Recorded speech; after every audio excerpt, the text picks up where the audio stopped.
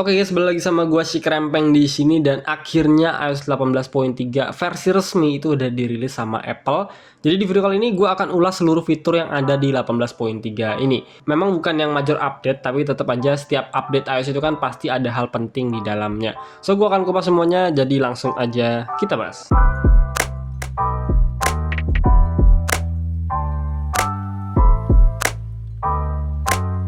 Oke, ini dia iOS 18.3 yang versi resmi. Seperti yang gue bilang tadi, meskipun ini adalah major iOS, tapi tetap aja untuk updatean dalam itu lebih ke minor update aja. Lebih ke arah perbaikan bugs dan juga penyempurnaan dari iOS tersebut. Kalau kita cek di sini sebenarnya ada hal yang baru juga, itu di aplikasi kalkulator di bagian sini. Jadi kalau misalnya gue contohin 8 kali 5 kayak gini nih, 8 dikali 5 sama dengan tuh kan hasilnya 40 ya. Kalau gue sama dengan lagi di iOS 18.2 dan juga poin 1 kemarin tuh ya udah stuck di 40 aja. Tapi kalau di beta 3 ini pas gue sama dengan dia akan menjadi 200. Jadi 40-nya tuh dikali angka belakang yang kita kalikan tadi ya 5 ya. Jadi 40 kali 5 tadi kan 8 kali 5 40. 40 kali 5 200. 200 dikali 5 lagi menjadi 1000. Dan seterusnya sampai kalian puas mendapatkan hasil yang kalian inginkan. Gue sama dengan lagi jadi 5000, terus gue sama dengan lagi jadi 25.000 sampai seterusnya. Dan ini berlaku untuk semua iPhone yang support iOS 18 ya, seperti iPhone XR pun dia bisa untuk mendapatkan fitur kalkulator ini. Karena memang ini bukan termasuk dari fitur Apple Intelligence. Yang kedua itu ada di bagian summarize notification. Jadi kalau kita slide seperti ini untuk notification, ini kan di bagian Instagram ya, notifikasi Instagram yang udah di summarize sama si Apple. Sekarang untuk tampilan fontnya tuh dia jadi italic ya, jadi miring seperti itu, lu bisa lihat sendiri. Ini kalau gue tap kayak gini, dia akan jadi tegak lagi ya, untuk rincian dari summarize-nya si aplikasi Instagram ini. Kalau gue show less lagi, dia akan menjadi italic lagi seperti ini. Kalau kita flashback, fitur summarize notification ini ada di iOS 18 ya, udah muncul. Nah sekarang di 18.3 itu disempurnain sama Apple, mungkin dibikin beda aja untuk summarize-nya, dibikin italic untuk fontnya, biar para penggunanya tuh tahu ya ada perbedaan antara yang di summarize sama yang tidak. Terus kalau kita slide kayak gini, pilih option. Nah di sini sekarang ada keterangan baru di atas turn off, itu turn off Instagram summarize, yang mana sebelumnya tuh nggak ada ya, cuma ada turn off aja. Sekarang tuh ditambahin pilihan yaitu turn off dari aplikasi yang sedang di summarize. Masih di bagian summarize notification, jadi kalau kita pergi ke bagian settingnya, kita scroll ke bawah, pilih yang notification sini. Nah ini kan ada summarize notification, kondisinya on ya, udah gue enable. Semisal kalian belum enablekan untuk summarize notification ya, kita tap di sini dan ini kondisinya off. Dan pada saat kalian enable itu ada splash screen ya, splash screen-nya itu seperti ini. Nah kayak ini, masih ada keterangan betanya dari summarize notification. Kita slide lagi kayak ini. Nah nanti yang keduanya tampilannya akan seperti ini ya. Ada news and entertainment, ada communication and social, dan yang terakhir ada all other apps. Nah ini berkaitan dengan informasi terbaru selanjutnya ya. Jadi untuk aplikasi yang berkaitan dengan news dan entertainment, itu untuk sementara tuh nggak ditampilin sama Apple karena memang sempat terjadi miss summarize yang dilakukan sama Apple untuk aplikasi news, yang mana ringkasan berita yang diberikan sama Apple tuh kurang sesuai dengan realita yang terjadi di sana. Makanya di sini si BBC tuh kasih semacam teguran dan kritik gitu buat Apple memperbaiki hal tersebut. Alhasil ya seperti ini untuk splash screen-nya dari summarize notification, dikasih keterangan untuk news dan entertainment tuh untuk sementara ini tidak tersedia.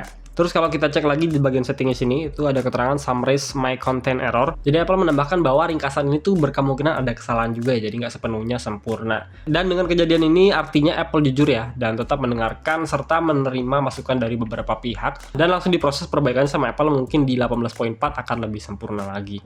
Di iOS 18.3 Apple juga udah menambahkan dukungan untuk penyedot debu robot yang otomatis gitu. Sekarang udah bisa kalian tambahkan di aplikasi home-nya Apple sini. Jadi buat kalian yang punya barangnya dan udah update ke 18.3, bisa langsung aja ditambahkan di aplikasi home-nya. Ya paling itu aja minor update yang bisa gue sampein di iOS 18.3 ini. Sisanya paling untuk perbaikan bugs aja yang biasanya kita sering alami di 18.2 sama 18.21 tuh ada di aplikasi kamera ya. Yaitu perpindahan dari lensa ultrawide ke lensa utama ya, 0,5 ke 1 kali. Kalau gue tap 0,5 di sini untuk lensa ultrawide, terus kita pindahin ke lensa utama 1 kali, dia nggak patah ya, smooth gitu. Gue coba lagi 0,5 ke 1, gue coba lagi. Dia smooth kayak gitu ya, nggak ada patah-patah lagi, terlihat lebih smooth dan memang seharusnya seperti ini ya. Untuk 2 kali juga sama, 3 kali sama, ini di iPhone 15 Pro ya. Gue coba lagi dari 0,5 pindah ke 1 kali, smooth ya, 2 kali, 3 kali, pindah lagi 0,5, 1 kali, 2 kali, 3 kali. Jadi buat kalian yang ngalamin bug seperti ini di aplikasi kamera untuk patah-patah ya, dari lensa ultrawide 0,5 ke lensa utama 1 kali, bisa update aja ke iOS 18.3. Sepertinya sudah di-fix semua untuk iPhone yang sudah support iOS 18.3. Bugs lainnya tuh gue temuin ya dari beta version 18.3, yang mana pada saat gue perkalian kayak gini, kayak tadi tuh 8 kali 5, sama dengan 40, terus gue sama dengan lagi kan 200, gue sama dengan lagi 1000, itu sempet stuck ya, dia nggak mau ngelanjutin untuk perkaliannya. Pada saat gue sama dengan tuh dia tetap 1000, nggak jadi 5000 seperti ini. Itu gue alamin di beta 2 kalau nggak salah atau beta 3, tapi sekarang udah di fix sama Apple, nggak ada masalah lagi ya untuk sama dengan untuk perkaliannya lanjutannya tuh sekarang udah aman, nggak ada masalah sama sekali. Ini gue sama dengan terus, dia akan memberikan hasil yang perkalian 5 untuk selanjutnya. Oke, untuk perbaikan bugs itu aja di iOS 18.3. Kalau untuk performa so far aman-aman aja ya, untuk scrolling video YouTube ataupun TikTok ini masih aman, nggak ada masalah sama sekali. Nggak overheat juga untuk iPhone gua, mungkin beda ya dengan iOS 18.2 sih. Untuk poin 2.1 lebih sedikit adem, di 18.3 ini lebih adem lagi kalau untuk gue pribadi di iPhone 15 Pro gua. Karena terkenalnya untuk iPhone yang Pro series tuh biasanya lebih cepat panas ya dibanding yang iPhone base model kayak 15, 14, 13 tuh lebih adem untuk suhu temperatur dari iPhone-nya itu sendiri. Untuk baterai life gue belum bisa berbicara banyak di sini, tapi paling nggak gue bisa kasih konsumsi daya gue dari 10 hari terakhir penggunaan iPhone gue, yang mana sekarang kan lagi libur ya, pasti lebih sering pegang HP. Untuk screen on time gue dapetin rata-rata di 3 hari terakhir tuh gue di 4 jaman ya, 4 sampai 5 jam. Sementara untuk di hari-hari biasanya yang gue sempat kerja itu ada di 10, 8, 6, mungkin ada di rata-rata 6 jaman lah ya kalau kita pukul rata dari 10 hari terakhir. So far ini masih bagus untuk baterai life iPhone 15 Pro gua. Baterai health-nya tuh masih ada di angka 86% dengan cycle count yang cukup banyak, yaitu 629 ya. Dan gua pakai iPhone ini dari pertama kali rilis, yaitu September 2023. Ya paling itu aja yang bisa gue sampaikan dari iOS 18.3 ini.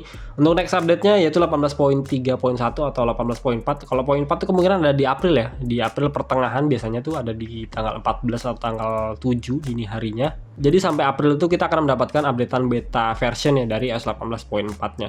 Dan biasanya di pertengahan beta version itu akan diselipkan untuk 18.3.1-nya. So, gue rasa gitu aja video dari gue. Semoga bisa bermanfaat. Kalau misalnya kalian udah update iOS 18.3 dan ada pengalaman yang bisa di-share, share aja di kolom komentar. Kita akan berdiskusi di sana. Sampai jumpa lagi di video berikutnya and goodbye.